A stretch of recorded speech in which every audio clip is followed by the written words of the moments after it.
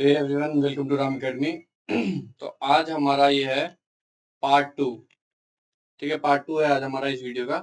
तो सबसे पहला आज का जो टॉपिक है हमारा पहला वो है, आज का टॉपिक जो है हमारा पहला वो है particles of matter attract each other. बहुत ही मस्त वीडियो है, आप पूरी वीडियो देखिएगा। ठीक है, आपको बिल्कुल क्लैरिफाई हो जाएगी, चीजें समझ बहुत अच्छे से आएगा। ठीक है, तो इसमें हमें एक्टिविटी दे रखी है, जैसा आपको दिख रहा है कि एक्टिविटी दे रखी है हमें। तो एक्टिविटी 1.6 पढ़ रहे हैं हम। तो ये बोल रहा है कि मेक 4 ग्रुप्स। ठीक है, कि चार चार के ग्रुप बना लो आप, है ना।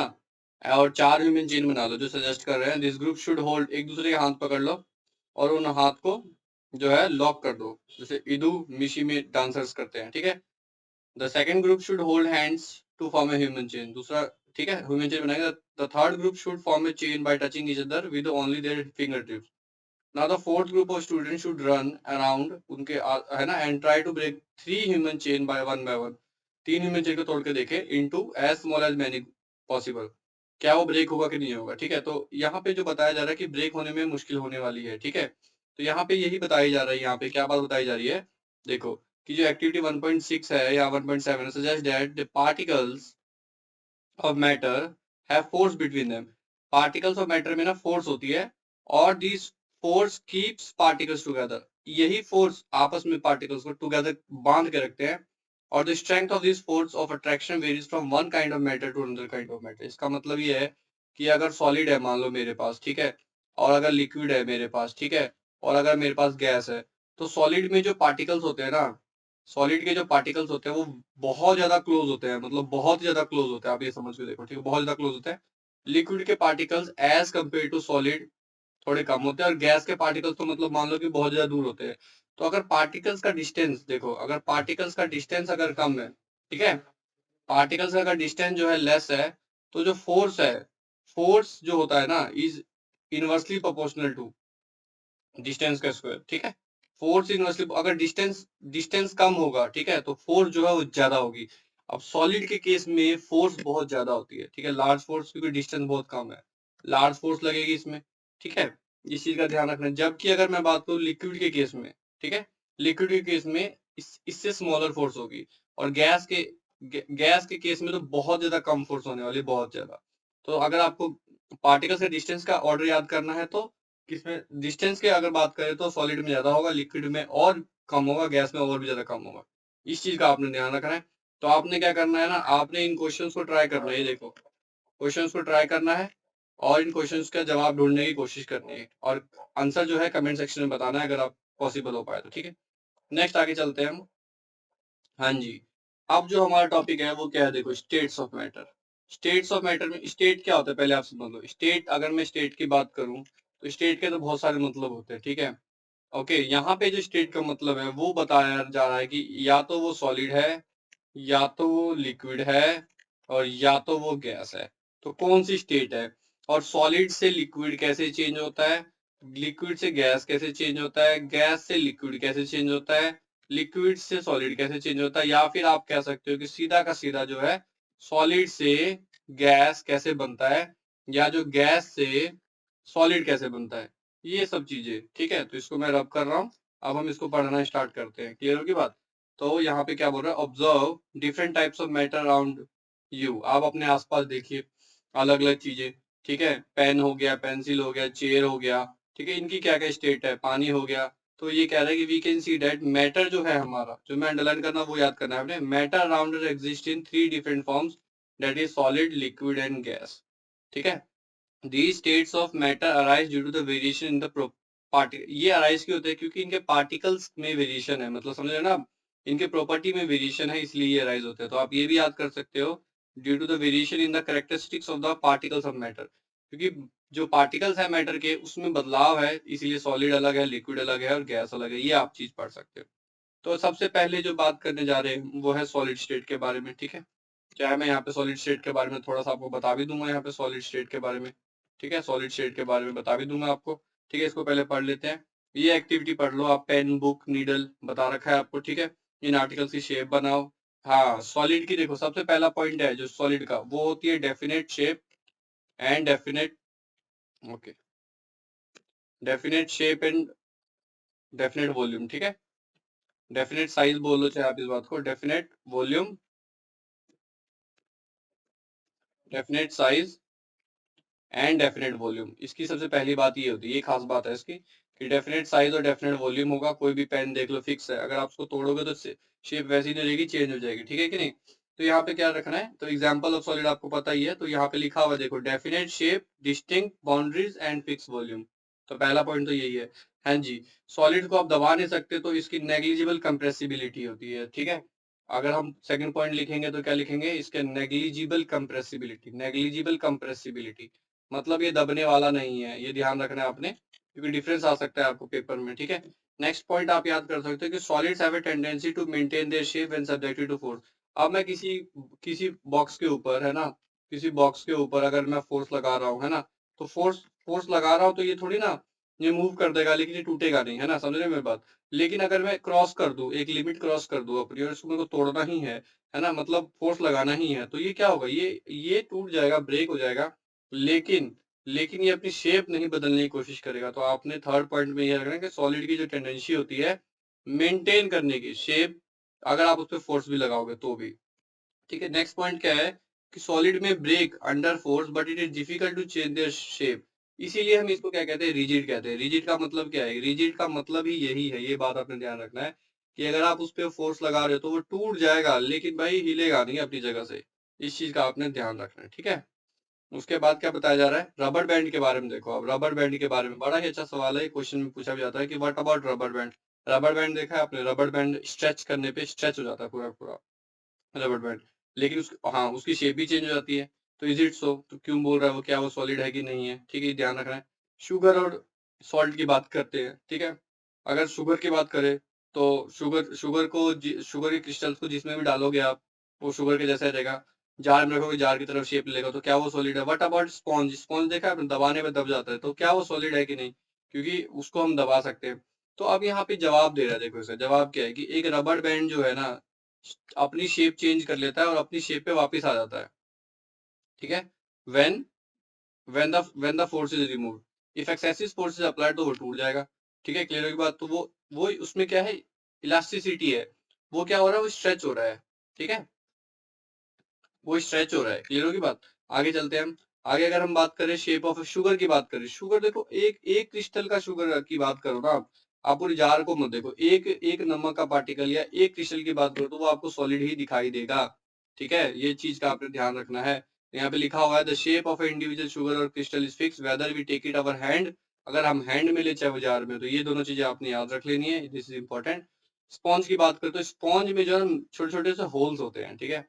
तो उसमें क्या होता है, जब हम उसको कंप्रेस करते हैं तो कंप्रेस हो जाता है, ठीक है। जो एयर होती है उसके अंदर की वो बाहर आ जाती है, इन विच एयर इज ट्रैप्ड लिखा हुआ है।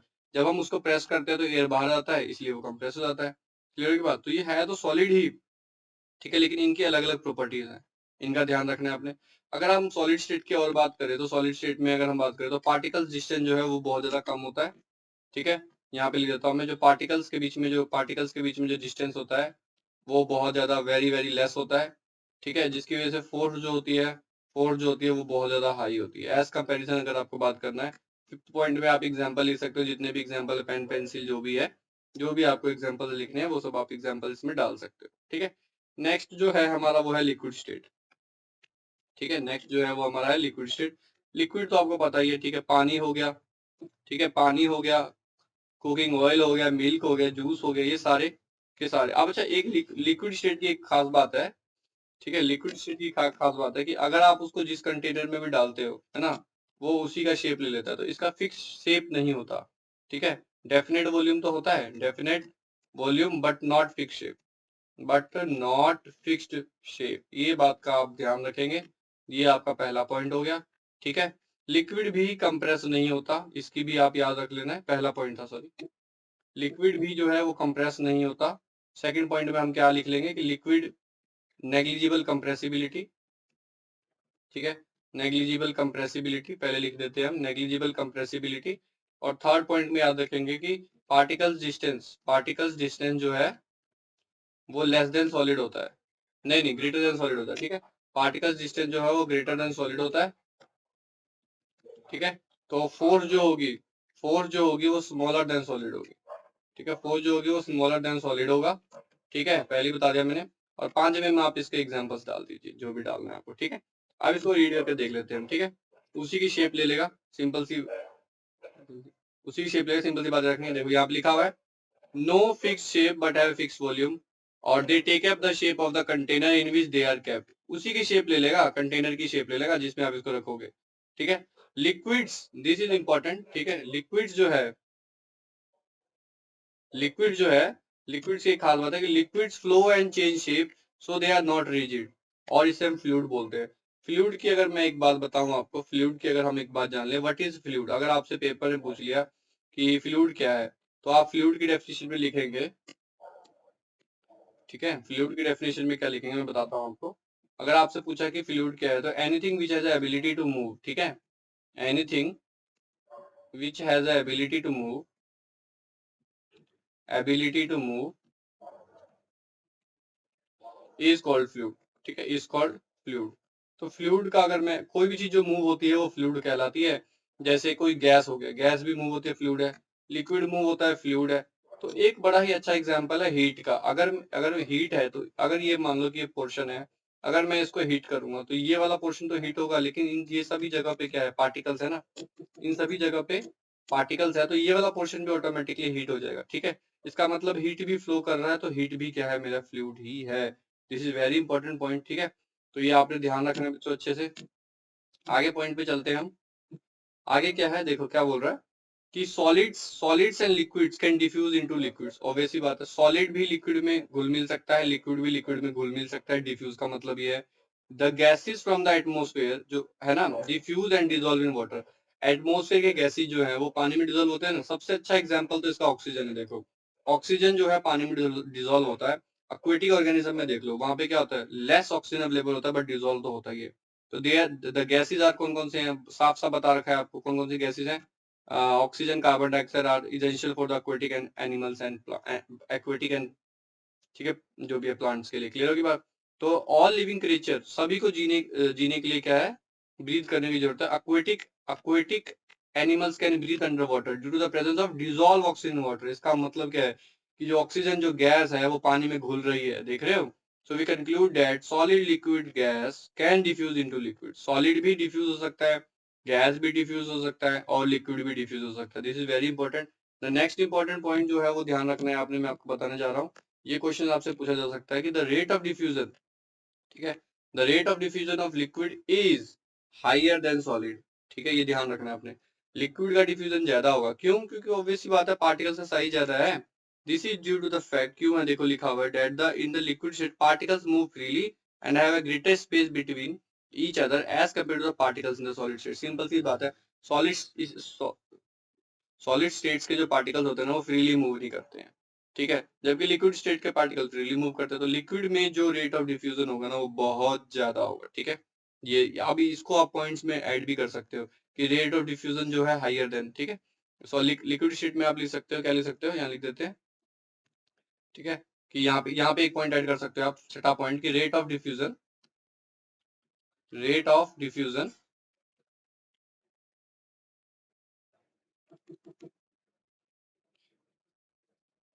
Rate of diffusion is higher than that of solid, is higher than that of solid, ठीक है, डेट ऑफ सॉलिड। तो ये हो गया सॉलिड लिक्विड का हो गया बेसिकली, ठीक है। तो यहाँ से ये चीज या क्विटिक वाला ध्यान रखना है आपने। अब आते हैं हम द गैस स्टेट पे, ठीक है। नेक्स्ट जो पोर्शन है वो हमारा द गैस स्टेट है। तो गैस स्टेट का देख लो, गैस के पार्टिकल्स का साइज बहुत ज्यादा होता है, ठीक है, मतलब गैप जो होता है ना वो बहुत ही ज्यादा होता है। गैस गैस की अगर हम बात करें तो, ठीक है, गैस में पार्टिकल का साइज बहुत ज्यादा होता है। तो यहाँ पे क्या क्या बता रखा है, पहले गैस स्टेट के बारे में हम लिख लेते हैं। गैस स्टेट, ठीक है। तो सबसे पहला पॉइंट तो ना तो ना तो डेफिनेट वॉल्यूम होता है, ठीक है। यहाँ हमने क्या लिखा था, no not definite volume,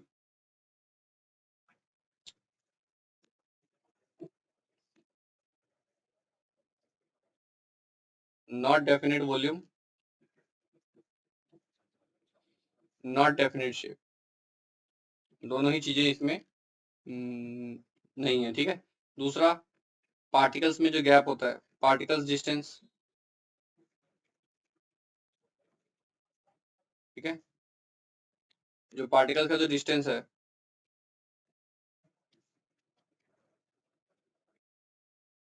larger than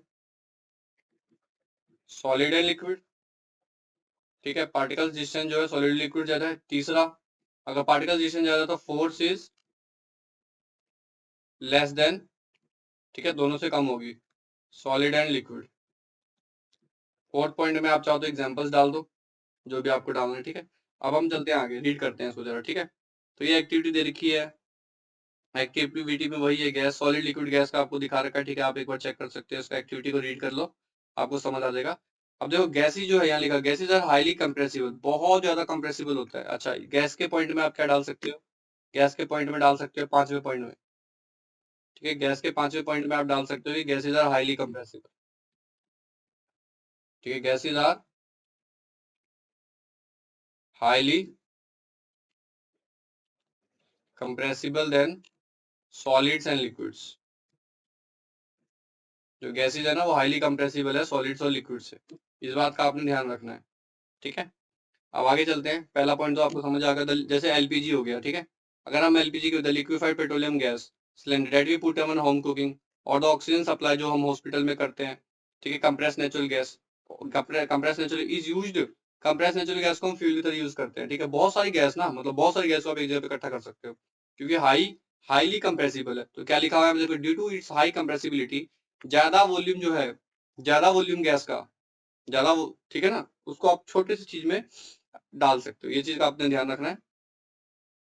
अच्छा, गैस की एक और बात है कि मान लो कि किचन में कुछ खाना बन रहा है, तो आप तक स्मेल आ जाती है कि नहीं आ जाती, ठीक है, स्मेल आप तक पहुंच जाती है आपके नाक तक, ठीक है, कैसे, क्योंकि the particles of the aroma of the food mix with the particles of the, खाने के जो पार्टिकल्स है वो हवा में मिल जाते हैं, और हवा मिलने के बाद बहुत दूर दूर चल जाते हैं, इसलिए जो गर्म खाने के स्मेल है वो सेकेंड्स में, ठीक है, सेकेंड्स में, क्योंकि रेट ऑफ डिफ्यूजन जो है गैस का वो लिक्विड और जो सबसे ज्यादा है, तो सेकेंड्स में हमारे तक पहुंच जाते हैं। उसके बाद इनकी हाई स्पीड होती है, जिसका इसका आपने ध्यान रखना है, due high speed of particles and large, ठीक है, due to high speed of particles and, देखो क्या लिखा हुआ है, and large high speed of particle large space diffusing very fast into the other gases, दूसरी गैसेस में जो है, दूसरी गैसेस में जो है डिफ्यूजन बहुत ज्यादा है इसका, इस चीज का आपने ध्यान रखना है। ओके, नेक्स्ट पॉइंट पे चलते हैं। इन गैसेज स्टेट पार्टिकल जो है ना रैंडमली मूव करते हैं, देखो रैंडम मोशन का मतलब क्या है कि कोई इधर जा रहा है कोई उधर जा रहा है, इसे बोलते हैं रैंडम मोशन।